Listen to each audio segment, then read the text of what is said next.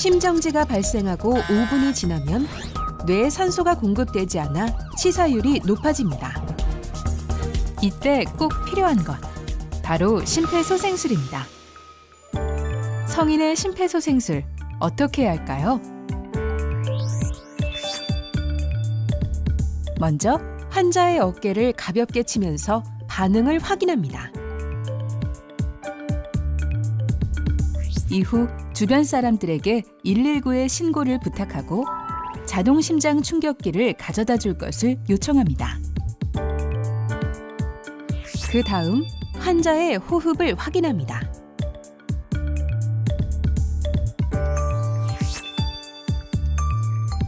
가슴 압박은 가슴 중앙인 가슴뼈 부위의 양쪽을 깍지 낀 상태로 손바닥 아래 부위만을 접촉시킵니다. 그리고 체중을 실어서 분당 100에서 120회를 약 5cm 깊이로 강하고 빠르게 눌러줍니다. 시술자의 어깨는 환자의 가슴뼈와 맞닿는 부위와 반드시 수직이 되도록 합니다.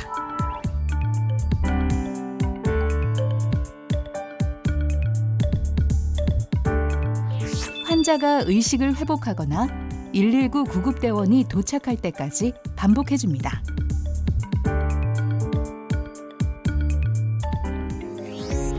첫째, 환자의 반응을 확인하고 119의 신고와 자동심장 충격기를 요청합니다. 둘째, 호흡을 확인합니다. 셋째, 분당 100에서 120회, 약 5cm 깊이로 가슴 압박을 시행합니다. 넷째, 팔꿈치를 굽히지 않도록 수직을 유지하며 반복합니다.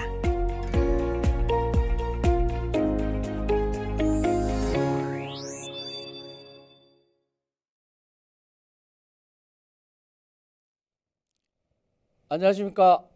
오늘은 성북구청 지자과에서 성북 구민을 위한 부동산 상식을 강의하게 되었습니다.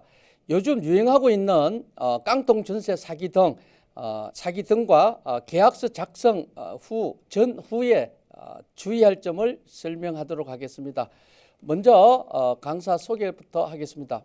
저는 부동산 박사하면서 한국공인중개사협회 연수교육, 실무교육 전임 교수를 맡고 있습니다.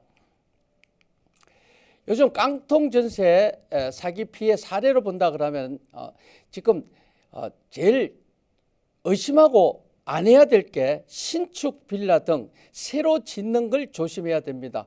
그래서 이거는 시세를 알기 어려운 매물인데 이걸 그냥 매매 시세와 같게 뻥튀기 해서 이제 계약을 하는 겁니다. 매매 시세를 높게 측정해서 전세를 거기에 80% 한다 하더라도 굉장히 비싼데도 좀 싸게 나온 것처럼 이렇게 하는 겁니다. 그래서 강서구가 82.6%로 가장 많이 되어 있습니다. 그래서 이게 전세 가율 비율이 90%입니다. 그래서 그걸 본다 그러면은 3억짜리 집이라고 매겨 넣고 거기다가 90% 한다 그러면은 2억 7천입니다. 그죠? 그래서 이거는 엄청 높게 전세로 들어가는 겁니다. 그래서 이게 또 어떻게 된다 하면은 건축주와 처음에는 계약을 했는데 추후에 명예를 임대사업자에 넘기고 집주인이 여러 차례 바뀌면서 건조당이 설정되거나 명예만 빌려주는 바지 집주인이 등장하는 경우입니다. 그래서 이걸 조심하셔야 되고 아까 말씀드렸다시피 새로 짓는 깨끗한 신축 빌라라고 해서 좋다라고 하시면 안 됩니다. 당분간은 조금 피하시는 게 좋다 이렇습니다. 자, 사례 첫째로 본다 그러면은 594채의 주택을 갭 투자로 이제 보유한 임대 사업자로 이제 그 주택보존공사에서 블랙리스트로 올라가 있습니다. 그래서 여기다 들어가다 보니까 블랙리스트로 올라가서 주택보존공사에서 주택에 가압류를 해놓은 상태고 해서 전세보증금을 돌려받기 어려운 이런 겁니다. 그리고 사례 두 번째는 선순위 보증금 액수를 다르게 알려준다. 아까 저번에 이야기했다시피 선순위 보증금 합계는 이 집에 총 선순위가 얼마나 돼 있는지를 알고 계약을 해야 되는데 이걸 다르게 알려주거나 사무소를 이주해서 115명에게 사기 행각을 한 일입니다. 그래서 전세 보증금이 예를 들어 갖고 다 합계가 10억인데 뭐 3억밖에 안 된다, 5억밖에 안 된다. 안 그러면 이걸 위조하여 사무소를 그래서 지금 일어난 사기 행각이 되겠습니다. 그리고 세 번째는 이 모든 건물을 전세로 나왔는데 월세가 섞여 있다, 월세가 더 많다 이렇게 거짓말하는 수가 있습니다. 그래서 건물의 모든 호실이 전세로 해서 위험하다 이렇게 보시고, 그리고 네 번째는 이중 계약을 합니다. 그래서 집주인과는 월세 계약을 하고 임차인한테는 집주인 행사를 하며 새로운 세입자와 전세 계약을 하게 됩니다. 그러니까 두 번째는 집주인한테는 월세 계약을 하고 대리인이 또 새로운 세입자와 또 전세 계약을 하는 이런 사기 행각입니다. 다섯 번째는 무주택, 그러니까 무자격자의 중개행위인데 자격증을 대여받아서 사무실을 차리고 월세로 여러 채를 이제 임차해서 가짜 주인을 내세워서 중복계약 체결을 합니다. 그래서 전세보증금을 갈아치는 경우고요. 여섯 번째는 건물의 관리소장이 대리인 행사하면서 보증금 차익을 가르칩니다. 이것도 월세를 임대인한테는 월세를 놨다 하고 자기는 전세를 놔서 가르칩니다. 일곱 번째는 동일 물건의 이중 계약입니다. 하나 물건의 이중, 삼중으로 계약하는 경우입니다. 이것도 조심하셔야 되고요. 여덟 번째는 신탁 소유의 물건인데 이 신탁보다는 말소해서 앞서게 해주겠다라고 거짓말을 하고 사기를 한 겁니다. 그래서 일단은 한 8가지 사례가 나오는데 더 많이 나올 수도 있습니다. 여기서 일단 조심하시기 바랍니다. 며칠 전에 신문에 나온 거는 일단 입주자, 세입자를 갖다가 그냥 도장을 이조해 갖고 전입신고를 하고 그걸 갖고 또 대출을 받아서 도망가는 경우, 이것도 며칠 전에 신문에 나와 있습니다. 여러분 조심하시기 바랍니다. 일단 임대사업자가 이제 갭 투자를 한다 그러면은 이거는 어떻게 돌아가는지 일단 잠시 설명을 하면요. 건축주가 이제 신축을 해서 집을 지었는데 이게 안 나갑니다. 매매가 안 되기 때문에 예를 들어서 8채를 1억에 한다 그러면은 이게 보통 이제 한 2억에 매매하려고 이 집을 지었는데 안 나가니까 이 갭 투자하는 임대사업자가 들어가서 자 그러면은 몽땅 8채를 내가 1억씩 해가 8억을 줄 테니까 팔아라 이런 식으로 이제 설득을 합니다. 그죠? 그래서 이걸 매입을 그래서 건축주는 신경 쓰기 싫어서 좋다 하자 이래서 팝니다. 그러면은 이제 이걸 갭 투자인 임대사업자는 이제 한 개당 1억으로 샀는데 이걸 1억 5천에 책정을 해서 이제 전세 계약의 한 80%로 하면 1억 2천이 되겠습니다. 그죠? 그래서 굉장히 싸게 놓는다고 광고를 하고 계약을 합니다. 그래서 이 갭 투자자는 2천만 원에 8채니까 1억 6천을 챙기고 도망가 버립니다. 그래서 만기 후에는 세입자를 이 금액에는 들어올 사람이 없습니다. 그죠? 그래서 이걸 못 나가고 끙끙거리고 어떤 데는 할 수 없이 마이너스 되는 액수로 이 집을 또 매입하는 그런 수도 생기게 됩니다.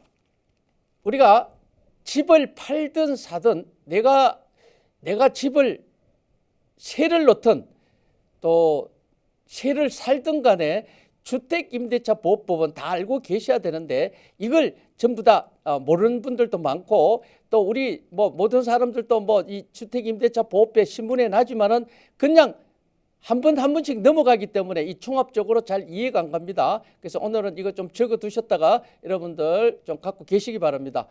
먼저 대항력이라는 것은 대항력이 생긴다 이런 말이 있는데 이 대항력은 내가 이 집에 이사를 가고 문을 따고 들어가서 짐을 놓는 경우가 점유라 그럽니다. 그죠? 이 집에 점유를 하고 주민센터에 가서 전입 신고를 하게 됩니다. 이렇게 되면은 이 대항력이 생기는데 이 대항력은 전입 신고를 하고 점유를 하고 전입 신고를 하면은 내가 집주인한테 내 보증금 안 주면 안 나가 하면서 대항할 수 있는 힘이 대항력이다 이렇게 보면 됩니다. 그래서 일단 대항력이 생기고 난 뒤는 보증금을 꼭 받고 나오는 이런 각오로 있어야 됩니다. 그래서 대항력이 생기고 난 뒤에는 우리가 계약서에 확정일자를 받게 됩니다. 그죠? 그럼 확정일자는 얻은 날짜에 이 집에 내가 1순위인지 2순위인지 3순위인지 이거 갖고 나중에 경매가 들어가면은 1순위부터 주기 때문에 이제 이게 문제가 됩니다. 그죠? 그래서 확정일자를 받게 되면은 우선 변제권이 생깁니다. 내가 1등인지 2등인지 이렇게 생기고, 그리고 최우선 변제금이라는 게 있는데 이거는 서울에서 1억 5천 미만의 5천만 원. 이거는 무슨 뜻이냐 하면은 지금 경매에 넘어가더라도 전부 다 길가에 앉아야 되기 때문에 방 하나라도 얻을 수 있는 돈, 최소한의 돈은 주자. 그래서 국세든 무슨 모든 금액을 제치고 제일 먼저 최우선적으로 주는 금액이 이게 최우선 변제금이다. 그래서 오늘 신문에는 앞으로는 또 1억 6천으로 하고 5천에서 5,500만으로 최우선 변제금으로 올리겠다 하는 신문에 나가 있습니다. 여기서 몇 개를 이제 우리가 판단을 할 수 있는 거는 많이 물어오는 것 중에 하나가 우선 변제권에 대해서, 그러면은 남편, 부인, 아기하고 한 세대를 이루고 있는데 남편이 회사 때문에 부산으로 퇴근을 해야 됩니다. 그러면 이 계약서는 확정일자부터 모든 거는 남편 이름으로 되어 있는데 남편이 퇴근을 해서 부산으로 가고 여기는 부인하고 아기만 살고 있는데 이 집에 경매가 들어온다고 경매 기입 등기가 들어오고 이러니까 난리 났습니다. 그래서 다시 전입신고를 하고 들어왔는데 이 전입신고를 할 때 그러면 퇴근을 하고 전입신고를 했기 때문에 처음에 들어올 때 날짜하고는 안 맞습니다. 그죠? 그래서 이제 이걸 우선 변제권과 대항력이 인정을 되냐라고 이제 판례가 있는데 이게 대부분 판례에서는 일시적인 퇴거에서는 대항력과 우선 변제권 인정을 한다 이렇게 대부분 판례입니다. 그래서 이것도 일단 우리가 일반인들이니까 좀 참고를 하시고, 대신에 이제 또 한두 개를 더 말씀드리면은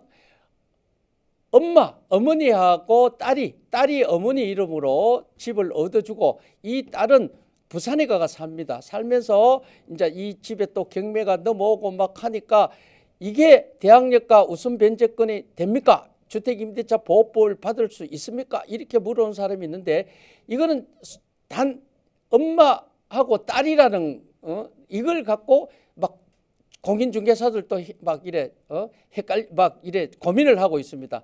우리 당장 볼 때 일단은 아까 대항력이라는 거는 점유를 하고 주민등록을 옮겨야 됩니다. 그죠? 전입신고를 해야 되는데 이 딸은 엄마가 거기에 살고 여기에다가 지금 점유도 안 하고 주민등록증도 없고 부산에 살지 않습니까? 그래서 딸하고 엄마라는 것만 갖고 이걸 우선 변제권 있다, 대항력이 있다 이렇게 판단하시면 안 되고요. 물론 이제 이게 많이 헷갈리는 게 형제, 자매 이런 경우도 많이 이제 헷갈리게 됩니다. 그래서 그런 거 좀 조심하시고요. 하나 예를 들면 또 아들이 그 서울대에 합격을 해서 방을 얻는데 원룸을 얻어주러 왔는데 계약을 하려고 보니까 미성년자로 되어 있습니다. 날짜가 생일이 늦어서. 이럴 때 아버지 이름으로 계약서를 작성을 하고 아들이 원룸에 살게 되면은 이거 대항력과 우선 변제권 있습니까? 이렇게 또 물어옵니다. 그래서 이거는 대법원 판례에서 우선 변제권 대항력 있다라고 판례입니다. 그래서 일단 아버지가 계약을 하고 미성년자의 이제 학생이 이제 사는 경우는 대항력이 있다라고 판례가 되어 있습니다. 그리고 네 번째 임차권 최우선 변제권에 대해서도 또 말씀드리면 여러분들 이쪽에서도 많이 속는다기보다는 헷갈리는 수가 있는데 이걸 이제 그 공인중개사들께서 약간 이제 몰라서 하시는 분들이 많을 겁니다.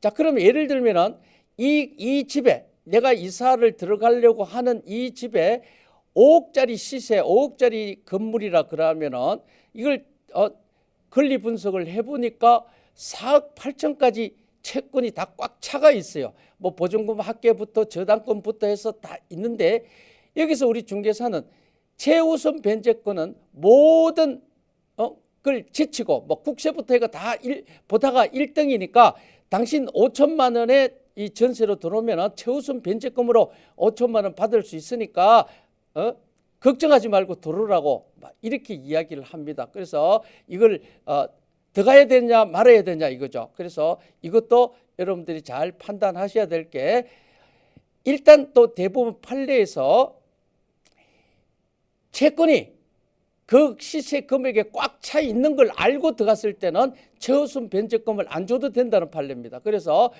여러분들이 이제 최우선 변제금이 정말 이거는 내 걸 최우선적으로 막을 수 있다라고 판단하지만은 이 집에 채권이 꽉 차 있는지 아닌지를 알고 판단하셔야 됩니다. 자, 그렇게 하시고 네 번째 임차권 등기 명령이라는 게 있는데 임차권 등기 명령은 우리가 보증금 반환이 안 돼 있을 경우는 임차권 보증금 반환 청구 소송을 하는 거하고 임차권 등기 명령 신청하는 거하고 두 가지입니다. 근데 요즘 같이 하는 분들도 있지만은 임차권 보증금 반환 청구 소송을 하는 것은 이제 이걸 재판을 통해서 언제까지 이자 얼마까지 물어주라는 재판 판결문을 갖고 그 집에다가 압류를 시켜서 이제 경매를 하고 그 돈으로 이제 이 보증금을 받아가는 이런 반환을 받는 이런 경우고요. 만약에 임차권 등기 명령 신청은 이 집에 이제 임차권 등기를 하고 나옵니다. 그제 이 임차권 등기를 하는데 이거는 법원에다가 이 임대인이 만기가 되었음에도 보증금은 반환을 안 하고 있으니까 나 임차권 등기할래요 하면서 법원에서 제출하면은 이 법원에서는 그 임대인한테 이래이래한 게 들어와 있으니까 답변하시오 이러면서 답변서를 기다립니다. 그 답변서를 안 내게 된다면 바로 되는데 뭐 답변서를 내고 뭐 일하게 되면은 또 재판이 따로 되겠죠. 그래서 예를 들어서 임차권 등기 명령을 딱 돼버린다 그러면은 이 집을 팔 수도 없고 세를 놓을 수도 없는 이런 경지에 놓이게 됩니다. 그러면 한번 보면은 자 우리가 500에 30짜리 집이라도 제일 먼저 등기사항 증명서를 뗍니다. 등기사항 증명서를 떼면은 거기에다가 등기 얼마에다가 등기가 되어 있습니다. 임차권 등기가 되어 있으면 누가 들어오겠습니까?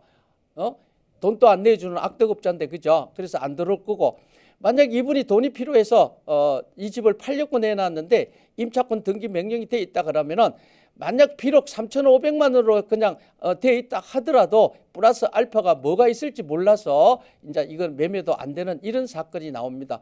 그래서 임차권 등기를 우리가 아는 사람, 내 동생, 뭐 형, 아버지, 뭐 어떤 친구 이런 분들이 만약에 임대업을 한다 그러면은 절대로 임차권 등기 명령 신청이 되면 안 된다. 이걸 이제 일단 알려주시기 바랍니다. 자, 임차권 등기에 대해서 또 마지막으로 말씀드린다 그러면은 임차권 등기는 그 집에서 있으면서 하고 나와도 됩니까? 하고 나옵니까? 그 집에 있으면서 나와서 합니까? 그러니까 임차권 등기를 그 집에서 나와서 합니까? 그 집에 있으면서 하고 나와야 됩니까? 이렇게 이제 연수교육할 때 공인중개사들한테 물으면은 질문을 하게 되면은 이 100명 있는 분들이 50명씩 다 반반으로 이루어집니다. 다 자격증 있는 분인데도요. 근데 여러분들도 일단 일반인이지만 이건 아시고 계시는 게 도움이 될 것 같아서 말씀드립니다. 아까 먼저 말씀드렸습니다. 그죠? 자, 대항력이다. 그죠? 대항력은 점유를 하고 일단 주민등록을 옮겨야 되는데 그 집을 나와서 한다 그러면은 대항력이 없어집니다. 그죠? 그 대항력이 없으니까 임차권 등기 명령이 안 되죠. 신청이. 그래서 임차권 등기 명령 신청은 그 집에서 있으면서 하고 등기가 된 걸 확인하고 나오면 됩니다. 그래서 나와서 기다리시면은 언제든지 이 돈을 받을 수 있는 그런 겁니다. 그래서 우리가 두 가지가 있다. 만기가 돼서 보증금 반환이 안 돼 있을 경우는 보증금 반환 청구 소송하고 임차권 등기 명령 신청 두 가지가 있다. 이렇게 아시면 되겠고요. 계약갱신위가 있는데 이 계약갱신이라는 게 우리가 주택임대차 보호법에서 주택은 이제 2년으로 한번 계약하면 2년으로 한다. 이거는 일반인들이 다 알고 있고요. 여기서 요즘 새로 나온 게 플러스 계약갱신 요구권을 사용하면은 한 번 더 살 수 있으니까 4년을 할 수 있다. 이제 여러분들이 다 이것까지는 알고 있습니다. 그죠? 그런데 본인이 원해서 1년을 계약을 할 수가 있습니다. 근데 2년 계약인데 본인이 1년을 계약할 수 있습니다. 이거는 부산에서 서울 본사로 올라와서 교육을 받고 1년 있다가 부산으로 내려가기로 약속을 하고 서울 올라와서 1년을 계약을 합니다. 이 1년 계약은 본인은 원해서 1년은 계약할 수 있지만은 임대인이 원해서는 1년을 계약할 수가 없습니다. 만약에 임대인이 또 야근벌이를 쓰면서 자, 우리 아들이 군대 제대할 날짜가 1년이 남았기 때문에 1년 후에 이 집을 우리 아들이 써야 되기 때문에 임대인이 원해서 1년만 계약합시다. 이거는 무효입니다. 되지를 않거든요. 그래서 우리가 본인이 세입자가 원해서 1년을 계약을 하면은 1년을 계약할 수 있다. 이렇게 아시고 그런데 1년을 계약하고 1년 보다 보니까 회사에서 이거 자네 1년 더 있어야 되겠다. 본사에 1년 더 있다가 내려가야 되겠다. 이렇게 합니다. 그러면 이걸 어떻게 하냐고 또 많이 상담이 들어오죠. 이럴 때는 임대인한테 집주인한테 저 이러이러한 사정 때문에 1년 더 살게요. 통보하면은 끝이다. 2년을 살 수 있다. 자, 이거는 임대차 보호법에 의해서 기간이 정함이 없거나 1년, 2년 미만은 2년으로 본다. 이게 법입니다. 그래서 1년을 계약했지만은 내가 원할 경우는 2년을 살 수 있다. 이렇게 보시면 되겠습니다. 자, 마지막으로 묵시적 갱신의 경우 이렇게 나오는데 묵시적 갱신이라는 뜻은 묵시 말 그대로 말 없이 임대인도 말 없고 임차인도 말 없이 서로가 계약 기간이 넘어왔을 때, 즉 다시 말하면은 요즘에는 이제 임대인은 6월에서 2월 사이에 통보할 수 있고 이제 12월 10일 이후부터는 2월입니다. 그래서 6월에서부터 2월 사이 통보할 수 있고 임차인은 2월 사이 통보한다. 즉 6월에서 2월 사이에 너 올려주고 살래 나갈래 통보할 수 있고 임차인은 나 나갈래요 하면서 2개월 전까지만 통보하면은 이제 계약이 해지된다는 거죠. 그래서 묵시적 갱신이라는 것은 이러한 날짜를 넘겼을 경우를 말없이 넘어온 걸 묵시적 갱신이 되었습니다. 자, 그럼 묵시적 갱신이 되었을 경우는 이제 어떤 경우가 벌어지느냐 이렇게 보면은 묵시적 갱신이라 하면은 똑같은 조건으로 재계약된 걸로 본다 이렇게 보기 때문에 똑같은 조건으로 재계약됐으니까 임대인은 나가라 소리 못할 거고 임차인은 언제든지 나간다라고 할 수 있는데 나간다라고 통보 후 3개월이 지나면 효력이 발생한다 이겁니다. 자, 그러면 우리가 가족들이나 누구가 아까처럼 만약에 세를 놓고 한다, 임대업을 한다 그러면은 묵시적 갱신이 되면은 굉장히 손해다, 그죠? 임대인 같은 경우는 만약에 재계약이 될 것 같으면 날짜가 분명하기 때문에 그 전에 나간다 하면은 이제 중개 보수 문제도 있고 여러 가지 이제 또 내가 언제까지 돈을 보증금 반환될 금액을 내가 만들면 되겠다라든지 이런 게 예측이 되는데 묵시적 갱신에 통보 후 3개월이 지나면 효력이 발생하기 때문에 네 나갈래요 하고 3개월이 있으면 돈을 만들어야 됩니다. 그죠? 그래서 굉장히 이제 이 당황할 때가 있으니까 묵시적 갱신이 되면은 임대인은 손해다. 자, 그러면은 왜 손해냐? 우리가 묵시적 갱신이 되면은 중개 보수는 이유 불문하고 임대인이 내야 된다. 임대인이 중개 보수를 내야 된다. 이거는 판례입니다. 그래서 묵시적 갱신될 경우는 임대인이 내고 만약에 재계약을 하고 만약 그 기간을 안 지키고 나갔을 때는 지금 통념상 임차인이 중개 보수를 내는 걸로 되어 있습니다. 그죠? 자, 그런 경우는 일단 통념상 그렇게 되어 있는데 여기에 대해서 중개 보수에 대해서 한번 설명을 좀 해드린다 그러면은 중개 보수는 이유 불문하고 임대인이 냅니다. 중개 보수는 임대인이 내고 그러면은 만기를 안 지켰을 경우에 나가면은 임차인이 내는데 왜 그렇습니까? 이렇게 이야기 반문이 많이 들어옵니다. 그죠? 자, 그래서 이제 임대인 입장에서 봐서는 중개 보수는 임대인이 내고 너하고 나하고 2년을 계약하고 1년만 살고 나가니까 니는 계약 위반을 했다 이거죠. 그 계약 위반에 대한 손해배상을 청구하는 겁니다. 그래서 이 손해배상 청구라는 게 굉장히 어렵잖아요. 어떻게 뭐 이자하고 이런 걸 따져야 되는데, 그래서 이제 사람들이 내가 그 계산하기 힘드니까 그냥 내가 먼저 약속을 어겼으니까 나가겠습니다. 중개 보수 내가 내겠습니다. 이렇게 이제 이야기하는 겁니다. 그래서 우리가 만약에 임대인하고 할 때는 일단 중개 보수는 임대인이 낸다. 임대인은 이제 손해배상 개념으로 받을 수 있다. 이렇게 판단하시면 되겠습니다. 자, 묵시적 갱신하고 다음에 하면 또 이야기를 다음 하나를 더 7번째가 있는데, 요즘에 계약갱신 요구라는 게 있지 않습니까? 자, 만약에 2년이 만기가 되고 나 계약갱신 할래요 해가 2년을 더 살게 됩니다. 그러면 계약갱신 요구권으로 해서 2년을 살게 된다. 살게 됐는데 만약에 계약갱신 요구권을 해서 다시 계약을 했는데 갑자기 나갈 일이 생깁니다. 이럴 때는 어떡합니까? 이렇게 똑같은 재계약서를 썼기 때문에, 재계약은 아까 계약갱신 요구권입니다. 그죠? 해서 재계약을 됐을 경우는 묵시적 갱신하고 똑같이 본다. 이제 이렇게 보면 됩니다. 그래서 이거는 계약갱신 요구권에 의해서 재계약이 되고 난 뒤에는 통보 후 3개월이 지나면 효력이 발생한다. 이렇게 아시면 되고, 여기서 똑같이 묵시적 갱신하고 같기 때문에 중개보수도 계약갱신 요구권에 의해서는 임대인이 낸다. 이렇게 해석하시면 되겠습니다. 자, 우리가 다가구 주택 권리 분석인데, 아까 이야기했다시피 다가구에는 말 그대로 한 가구에, 그렇게 단독주택에 여러 세대가 사는 걸 다가구 주택이라 합니다. 그죠? 여기서 이제 다가구 주택에 대해서는 만약에 아까 선순위 세입자 보증금이 얼마인가, 이것부터 꼭 확인을 해야 됩니다. 이걸 확인한다 그러면은 한 80% 이상은 지금 권리 분석이 됐다고 봅니다. 그래서 다가구 주택, 들어가기 전에 우리가 이제 약간 용어 정도로 본다 그러면은, 단독 주택 같은 경우는 3층 이하를 단독 주택이라 하고, 다가구 주택도 3층 이하, 다중도 3층 이하입니다. 그죠? 자, 3층 이하인데 4층인 경우가 이제 다세대 주택, 우리가 연립을 이제 빌라라 그러죠. 빌라는 외국에가 있는데 우리나라 이어 들어오다 보니까 연립이 빌라로 돼가 요즘 가장 많이 빌라로 씁니다. 그래서 연립, 다세대, 이런 경우에 대해서는 4층 이하입니다.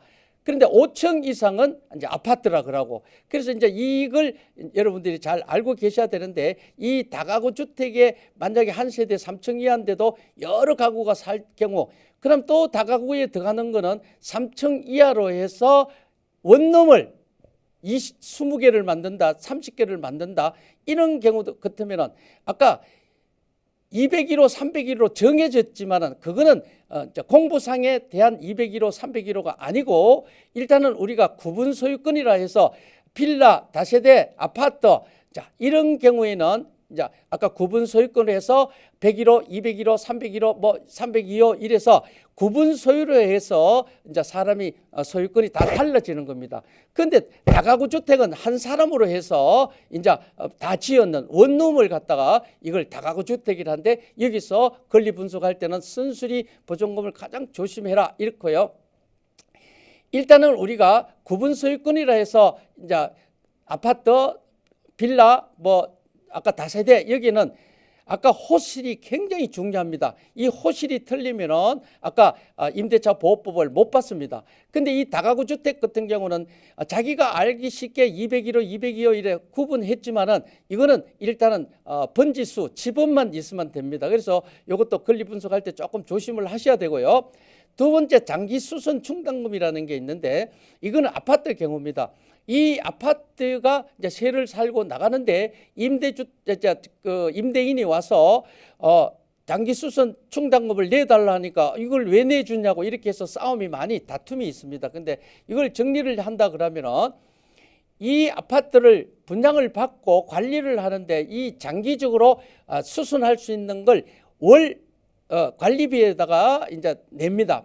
그러면 집주인은 임대인이 내야 될 걸 여기 세 들어왔는 세입자가 몇 년 동안 냈습니다. 당연히 세입자가 냈으니까 세입자가 가져가야 되는데 이걸 안 주겠다고 다툼하는 데가 많습니다. 그래서 요거 일단 여러분들 장기수선 충당금은 세입자가 받아가야 된다. 이제 관리소장한테 이야기해서 하면 됩니다. 그런데 제가 몇 군데를 봤을 때는 큰 아파트 단지에서는 이거는 당연히 관리수정이 이사갈 때 정리가 되던데 조만한 어떤 하나씩 있는 어떤 아파트라든지 이런 경우는 막 사고가 많이 일어납니다. 요거는 이제 일단 여러분들이 장기수선 충당금은 세입자가 내가 냈으니까 내가 가져간다라고 판단하시면 되겠고요. 중개보수 같은 경우는 아까 조금 말씀을 드렸습니다만은 일단 이제 묵시적 갱신할 때는 이렇고, 그리고 계약을 할 때 이제 임대인하고 서로가 합의를 봅니다. 나는 이래서 내가 일찍 좀 나가더라도 중개보수는 저는 못 내겠습니다.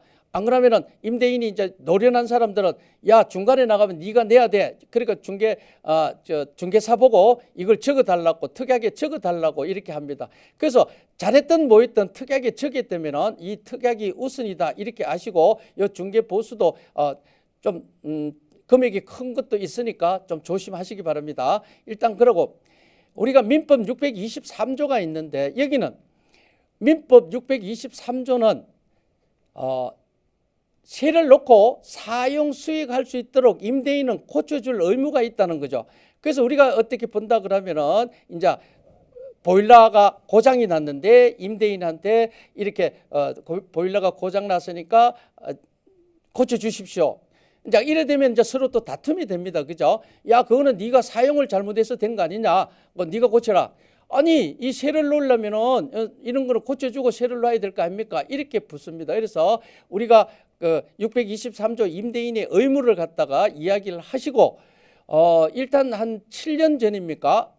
한 7년 전인가 이 서울시에서 굉장히 눈이 많이 오고 추울 겨울이 있었습니다. 이때 보일러가 막 전부 다 터졌습니다. 그래서 난리가 났는데 이게 너무 서울시에 이제 민원이 많이 들어오니까 서울시에서 이제 매뉴얼을 내놨는데 보일러 수명은 7년으로 본다 이렇게 되어 있습니다. 보일러 제조 날짜를 7년으로 보고 이 7년에 만약에 넘었었다 그러면은 임대인이 보일러를 교체해 줄 수 있도록 이제 매뉴얼이 내놨습니다. 그래서 만약에 5년부터만 2년치를 이제 우리 세입자가 부담하게 되고, 자, 이런 어떤 매뉴얼도 서울시에 있으니까 여러분들이 세를 살면서 이런 경우에 있을 때는 협의가 제일 최고입니다만은 일단은 그런 것도 한번 찾아보시기 바랍니다. 그리고 민법 634조가 있는데 이거는 임차인의 통지 의무입니다. 예를 들어서 집에 고장이 났다. 낯선 사람이 찾아와서 이 집의 주인 행사를 한다. 이럴 경우는 꼭 임대인한테 통보를 하게 되어 있습니다. 그래서 우리가 만약에 무슨 고장이 나면은 통보를 하고 고장이 났다고 하고 의논을 하고 자기가 고치고 영수증을 받으면 나중에 나갈 때 전부 다 유익비, 필요비, 유익비에서 다 받을 수가 있습니다. 그죠? 그래서 이걸 만약에 통보를 안 하고 그냥 자기가 먼저 고치고 이제 영수증을 받았다 하더라도 임대인이 나 몰라 하면은 이거는 안 되는 겁니다. 안 됩니다. 그래서 우리가 민법 634조에는 임차인의 통지 의무가 있습니다. 그래서 뭔가 이 집에 일어났을 때는 꼭 통지를 해 주시기 바랍니다. 자, 우리가 부동산을 계약할 때 원룸, 투룸, 전월세를 계약할 때 할 일 먼저 한번 봅시다. 첫째, 공인중개사 사무실이 정상적으로 등록이 되어 있는지 이걸 어떻게 뭘 자격증을 빌려가 하는지 보면 냄새가 좀 납니다. 그리고 저 위에 보면은 굉장히 젊은 사람인데 등록증에는 젊은 사람인데 나이가 많은 사람이 앉아 있다든지 위에 나이 많은 사람인데 젊은 사람들이 쫙 앉아가 있다든지 이런 게 이제 의심날 수 있는 이런 겁니다. 그래서 공인중개사 사무소 정상 등록 여부를 판단하시고, 요즘은 서울시로 들어오셔갖고 거기에 상호를 찍으면은 거기에 상호에 대한 게 정상인지 전부 나타나게 돼 있습니다. 이거 확인하시고요. 그리고 내가 얻을 임대 물건의 건축물 관리대장이나 토지대장 등의 공부상 확인을 하고 여기서 이게 정말로 몇 평하고 몇 제곱미터하고 맞는 건지 확인을 합니다. 그리고 제일 조심해야 될 게 불법 건축물이 있는지 없는지부터 확인해야 됩니다. 만약에 불법 건축물이 있을 경우는 이 집에 만약 은행 대출로 해서 요즘 젊은 사람들 은행 대출을 많이 받지 않습니까? 그죠? 그래서 은행 대출했을 때는 은행 대출 안 나옵니다. 그래서 그거 이제 하시고 아까 처음에 이게 하실 때 납세 증명서 즉 이 집에 밀린 세금이 많이 있다 그러면은 이 임대 물건에다가 이제 세무서에서 압류가 들어오면은 나는 하나도 못 받고 나갈 수도 있습니다. 그래서 이제 요즘에 이제 국세 완납 증명서, 지방세 완납 증명서 이것도 확인을 하니까 꼭 계약서를 작성할 때 이걸 확인하시기 바랍니다. 그리고 이제 등기상 증명서하고 신분증을 대조하는 것은 진정한 소유자가 누군지 이 사람이 정말 맞는 건지 이주해서 들어온 건지 이런 걸 확인하기 때문에 등기상 증명서하고 이런 걸 꼭 확인하시기 바랍니다. 대리인이라 하죠. 아버지 재산을 아들이 와서 한다든지 안 그러면 남편 이름을 여자분이 와서 한다든지 이럴 때는 대리인이 올 때는 이유 불문하고 이임장 플러스 인감증명을 꼭 첨부를 해야 됩니다. 자, 이임장하고 인감증명을 첨부를 안 해서 막 공인중개사도 혼난 적이 있고 그렇습니다. 그래서 여러분들이 만약에 이임장하고 인감증명을 꼭 확인을 하십시오. 그래서 이 대리인이라 하면 꼭 하시고 특히 요즘에는 이거는 공인중개사 연수교육 할 때 말씀드리는데 요즘은 부부 공동명의로 되어 있을 때는 굉장히 조심을 해라 이렇습니다. 우리가 보통 보면은 부부 공동으로 되어 있는데 남편이 와서 그냥 여자분 주민등록증하고 도장을 가져와서 이제 계약을 하게 됩니다. 계약을 하고 나니까 며칠 있다가 와서 이거 누가 했냐고.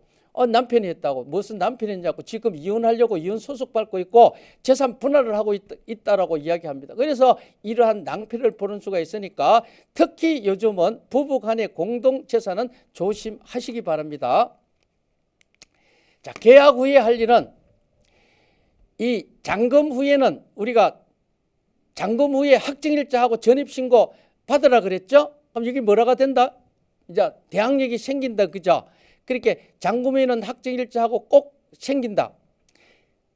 그리고 전월세 신고, 계약일로부터 30일 이내에 전월세 신고를 해야 됩니다. 서울에서는 6천만 원 이하의 월 30만 원은 이거는 전월세 신고를 해야 됩니다. 이거는 임대인, 임차인이 손 붙잡고 가서 할 수도 있지만은 임차인이나 임대인이 따로 가서도 할 수 있습니다. 그런데 이제 임차인이 전입 신고를 하고 확정일자를 받으면은 전월세 신고 행글로 간주한다 이런 것도 있습니다. 그래서 그거는 이제 가서 한번 물어보시기 바랍니다. 담당자한테.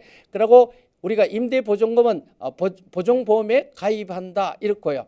자, 그러면은 보증보험에 꼭 가입을 해야 되는데 가입 안 되는 데도 있습니다. 이럴 때는 한 번 좀 더 의심을 해야 되고 지금 또 보증보험 관계에 대해서는 임대사업 등록을 한 사람은 12월 9일까지 부기 등기를 해야 된다. 자, 이런 게 이제 신문에 나와 있는데요.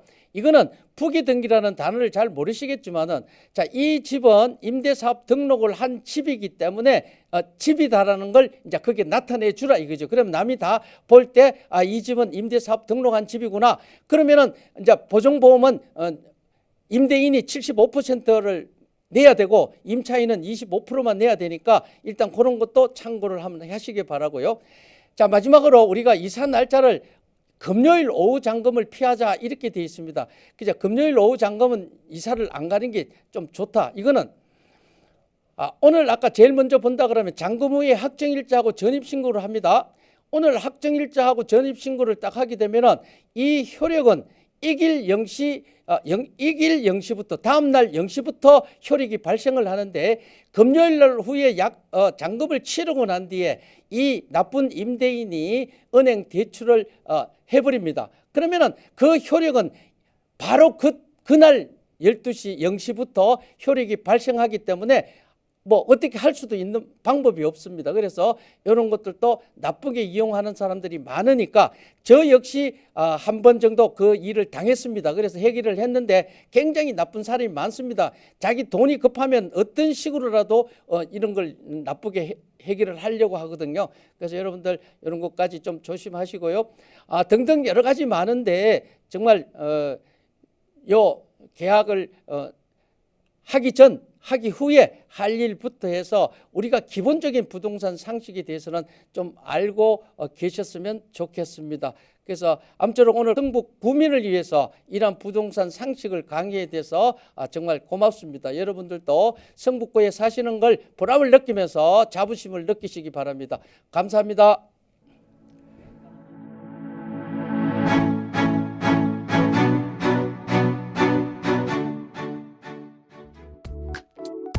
예, 오늘은 성북구청 지적과에서 성북 구민을 위해서 부동산 상식에 강의를 했는데요. 성북 구민 여러분 굉장히 이제 자부심을 느끼고 보람을 느끼시면 감사하겠습니다. 하나를 더 말씀드린다 그러면요, 서울시에서는 그 자치를 시작하는 사회초년생 그리고 부동산 정보에서 취약한 어르신 등 그죠? 1인 혼자 사시는 분들, 이 부동산 계약에 어려움을 겪는 사람들 위해서 지난 7월부터 그 1인 가구 전월세 안심 계약 도움 서비스를 시작하고 있습니다. 이 성북구청은 제일 먼저 시작을 했는데요. 자, 여러분들 이걸 모르시는 분들이 굉장히 많아서 일단 말씀드립니다. 지역 여건에 이제 밝은 주거 안심 매니저라 그러죠. 이게 공인중개사입니다. 그 공인중개사가 전월세 계약 상담하고 주거지 탐색 지원, 그리고 집보기 동행, 정책 안내 이런 일 같은 어떤 서비스를 지원하고 전월세 계약 과정에서 이중 계약, 깡통 전세 등 부당한 일을 겪지 않도록 상담해주고 있습니다. 그래서 지방에서 서울 와서 직장을 다닌다, 학교를 다닌다 이렇게 해서 정말 아무것도 모르는 사람들은 우리 구청 지적과에다 전화하셔서 도움을 요청하시면 됩니다. 그래서 이거는 안 되면 서울시 1인 가구 포털에서도 신청을 할 수 있는데 이거는 무료입니다. 그래서 이런 정책이 계속되고 있으니까 여러분들 잘 활용하시기 바랍니다. 예, 감사합니다.